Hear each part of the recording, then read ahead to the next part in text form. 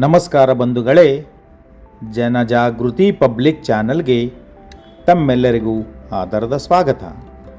ಈ ದಿವಸ 25/5/2026 ಇಂದು ಥೈರಾಯ್ಡ್ ದಿನ ಎಂದು ಆಚರಿಸಲಾಗುತ್ತದೆ. ಈ ಥೈರಾಯ್ಡ್ ಸಮಸ್ಯೆ ಅಂತಹ ಏನು ವಿಪರೀತವಾದ ರೋಗವೇನಲ್ಲ.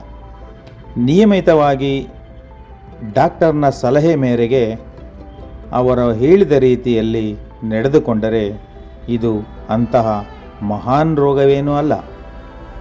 ಬಂಧುಗಳೇ, ಈ ಒಂದು ಥೈರಾಯ್ಡ್ ಯಾವಾಗ ಕಾಣಿಸಿಕೊಳ್ತು, ಇದರ ಮೂಲ ಕಂಡಿಡಿದ ವೈದ್ಯರ ಬಗ್ಗೆ ನಿಮ್ಮ ಮುಂದೆ ಇಡಲು ಇಚ್ಛಿಸುತ್ತೇನೆ.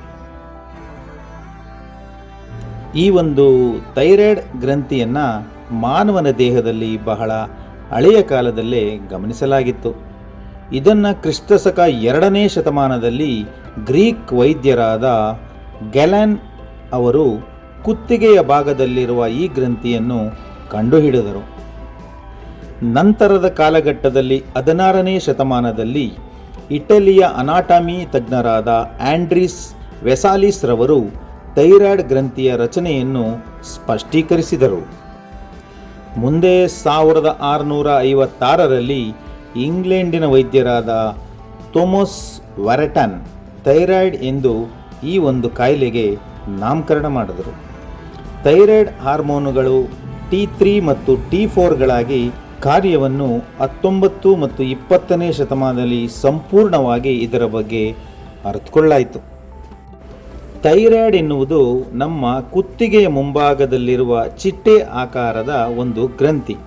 ಇದು ನಮ್ಮ ದೇಹದ ಬೆಳವಣಿಗೆಗೆ, ಶಕ್ತಿ, ಹೃದಯದ ಬಡಿತ, ತೂಕ, ದೇಹದ ಉಷ್ಣತೆ ಮತ್ತು ಮೆಟಾಬಾಲಿಸಮ್ ನಿಯಂತ್ರಣವನ್ನು ಈ ಒಂದು ಗ್ರಂಥಿಯು ಬಹಳ ಮುಖ್ಯವಾಗಿ ಕೆಲಸ ಮಾಡುತ್ತೆ. ಥೈರಾಯ್ಡ್ ಗ್ರಂಥಿ ಮುಖ್ಯವಾಗಿ 2 ಹಾರ್ಮೋನ್ಗಳನ್ನು ಉತ್ಪಾದನೆ ಮಾಡುತ್ತೆ. ಅದಂದರೆ T3 ಮತ್ತು T4. T3 ಅಂದರೆ ಥೈರೋನೆಮಿಕ್ ಅಂತ, T4 ಅಂದರೆ ಥೈರೋಕ್ಸಿನ್ ಎಂದು. ಇದರ ಲಕ್ಷಣಗಳು ಮನುಷ್ಯನಲ್ಲಿ ತೂಕ ಕಮ್ಮಿ ಆಗುವುದು, ಅಜೀರ್ಣ, ಇದು ಹೆಚ್ಚಾಗಿ ಹೆಣ್ಣು ಮಕ್ಕಳಲ್ಲಿ ಕಾಣಿಸಿಕೊಳ್ಳುತ್ತೆ ಅಂತ ವೈದ್ಯರು ಸಾಮಾನ್ಯವಾಗಿ ಹೇಳ್ತಾರೆ.